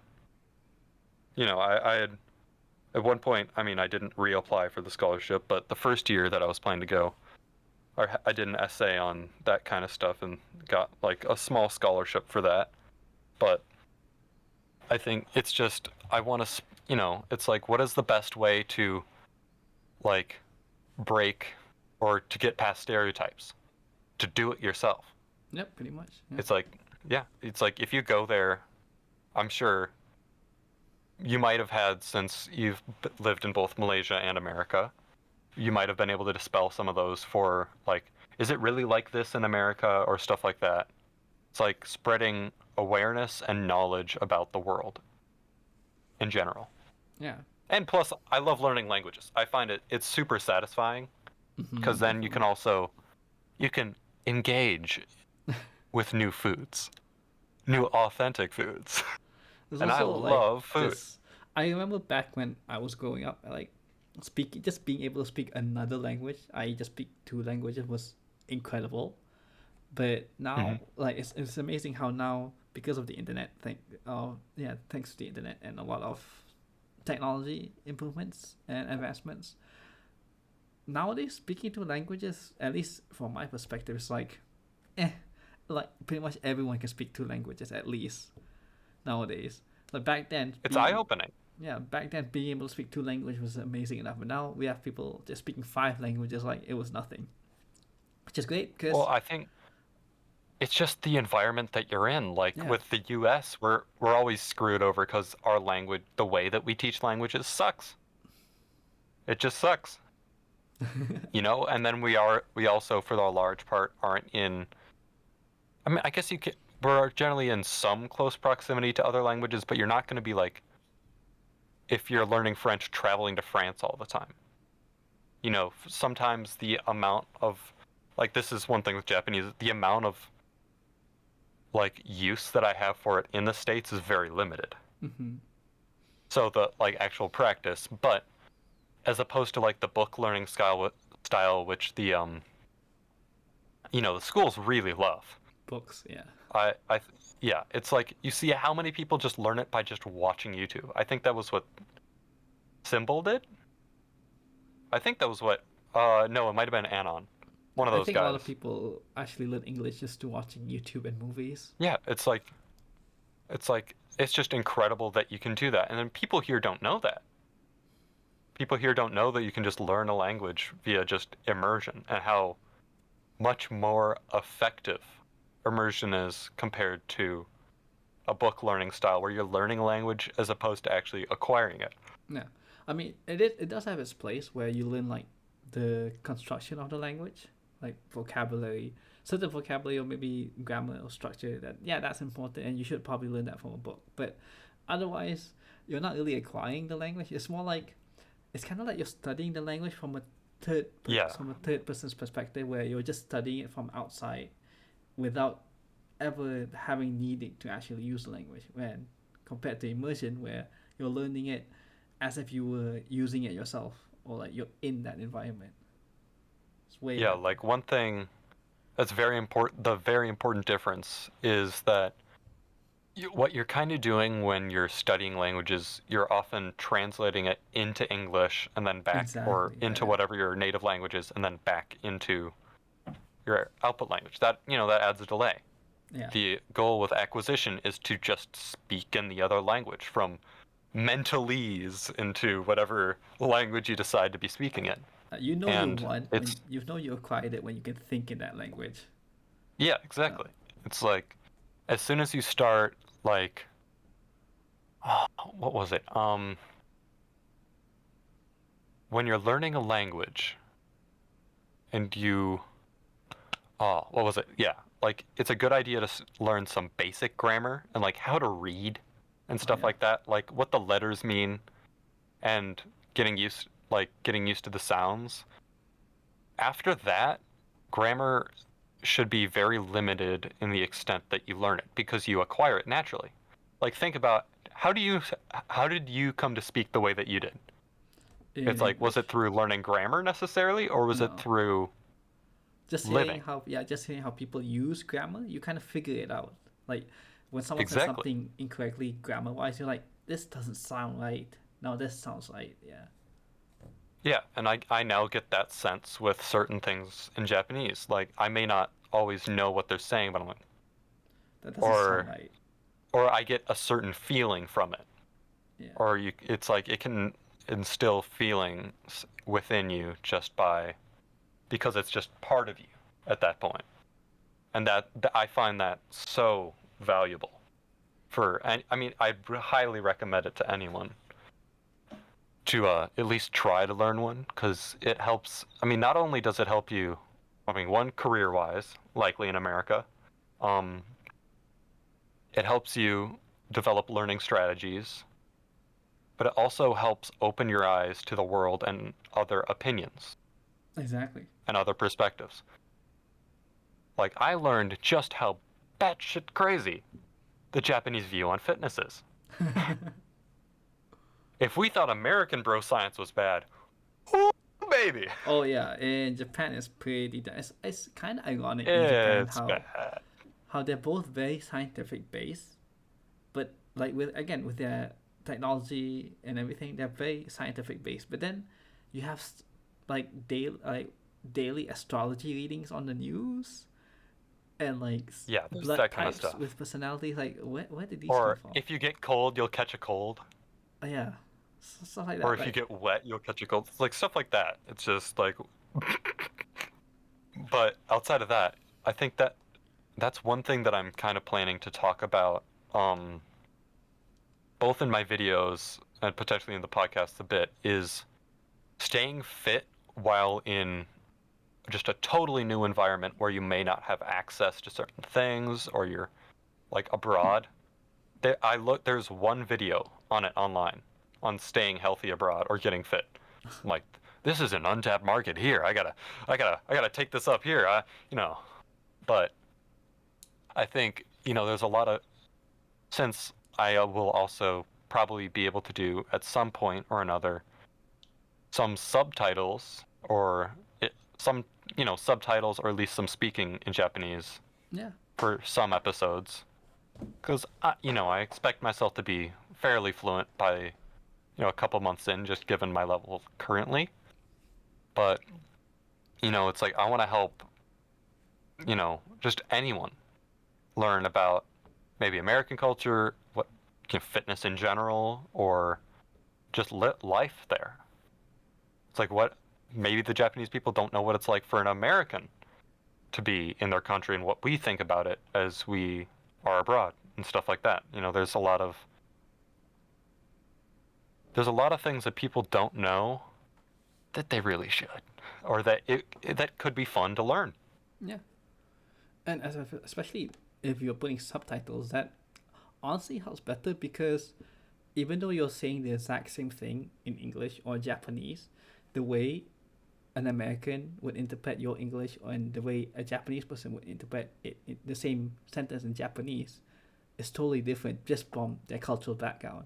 Which is why language, honestly, is the key to understanding a culture in its entirety from its background, its history. Because, let's say you can take the Greeks for example.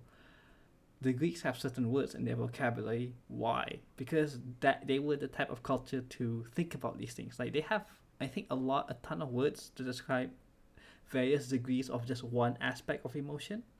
Simply because they were the type of their culture was at the time was the type to think about these things, to look into it, to study these things. And the same thing for like the Arabs, the Aztecs, the Japanese, the Koreans, everywhere. Mm-hmm. If you understand the language, you look at all their vocabulary, you can tell that maybe they have more vocabularies in the sciences because they were the type of culture to really dive into the sciences. Hence why they have a ton of words or a ton of terms for different conditions and stuff like that. You'll learn Mm-hmm. so much from studying language. It's amazing. Yeah, there's a ton of terms specifically for social cues there. Yeah. So there's, since they're very collectivist, there's a lot of terms like reading the air and stuff like that Terms for that things that are English very doesn't important. have, like specifically or even commonly used, right? Yeah, yeah. I mean, there's also, it's so weird because they have an almost entire lack of native adjectives, like, the onomatopoeias that they have and stuff like that. Mm-hmm.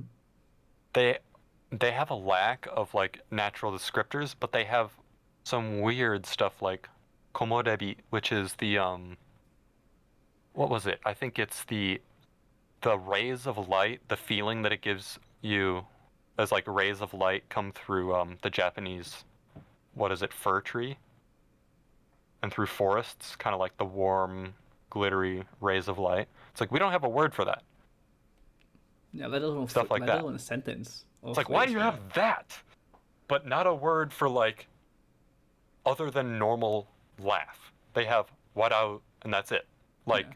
natively, they had to bring in other languages to describe any other way of laughing. Like, there's just stuff like that. It's like, oh, you It's know, really it gives interesting. you a deeper eye into the culture that you're learning and why they think the way they do. Mm-hmm. Exactly. Yeah. Think about all this, like it's really amazing, but I think we're running out of time. But Yeah. don't be sad because this is not going to be Camden's first appearance on this podcast. We are definitely getting you on post your competition because because obviously this is how you think right now while you're prepping and everything. So we'll definitely be interested in your thoughts afterwards, like how you felt about the stage and everything. It's all gonna Hmm. be good stuff, some good stuff, right? Absolutely. Yeah. So once again, thank you so much, Picturefit, for just creating this community with so many great people and being able to have us all interact like this, and even letting us do such a thing with this podcast under your name. Thank you so much. His socials will again on screen and will be in the description. Camden's socials, look forward to that, will also be on in the description. Everything his socials from his YouTube to his Spotify, where you can check out the Yoake podcast when it comes out. You have Instagram too, don't you? Yes, it Yes. is under the name Camden DeBruin Yeah. as well. Instagram, and you definitely need to make a Twitter, dude. I'm telling you, you need to make a Twitter. The Japanese people Why? love Twitter. Oh, Japanese. They I do love have a Twitter. Twitter, I think, You need to but get on that Twitter game. Twitter's just a cesspool I, here. I, I mean, maybe yeah, but I'm telling you, they don't use Instagram. They absolutely love Yes, they Twitter. do. Yeah, I mean some, Yeah, but they totally use. yeah, The but they young love kids Twitter use more. Instagram nowadays. They don't really. I mean, still use Twitter, but it's Instagram is pretty big now. But if you want to get noticed by Chris Bott, it's definitely gonna be Twitter. Do Twitter. No. Oh, and maybe even I we might maybe gotta send in a even question to him on his podcast. yeah, definitely looking forward to that. And I think we'll also link your coach's Instagram if you Yeah, think it's fine for that. Yeah. absolutely. That is Rainer Trainer. Rayner. Oh yeah, we'll be putting that in the description later on. And is there anything else you want to say, Camden? Well, thanks for having me on. It was a blast. No. Even though I'm sorry about the yawning, but welcome to time zones. Oh, yeah. Welcome to Time Zones. Like It it's is like it's very late. midnight for you, or one in the It's morning for you. almost 12:30 a.m. for me on my side. Okay, so it's like 11:30 for me. Yeah. It's like I started at 9. You know, I'm a very tired man. Yeah, time zones Well, aren't that great when you're trying to hold podcast hosts from different parts of the world. But hey, that only yeah, goes to show how great the community has been on the Discord. That there's tons of people all exactly. over the world who, can interact Very like this. international. Yeah, exactly. Thanks for so much for having me on. Oh, no problem. We love to have you on, and we'll also be having a ton of more other guests from the Discord server as well. Because if you're on the server, which you should be, link in the description. I believe. We'll double check that. It should be. There's a ton of other great people on the Discord server with a ton of their own stories, their own backgrounds. Look forward to it. Hopefully we'll try to make this a weekly thing or a bi-weekly thing. But yeah, I think that's all. Subscribe to Picturefit, subscribe to this channel, please, and check out Camden later on. So, Thank you so much. Have a good one. and one more thing, the last phase of Picturefit, Yes. you know what it is. The The Picturefit last cat, what? the cat phase. Get your protein. Yes, get your protein, and it depends. Want to do the count number? Well, the protein part doesn't. You got to get your protein. Yeah, That the doesn't protein part depend. doesn't depend. You definitely gotta get the protein. Everything else, it depends. So, thank you for watching. Bye bye. Thank you. See ya.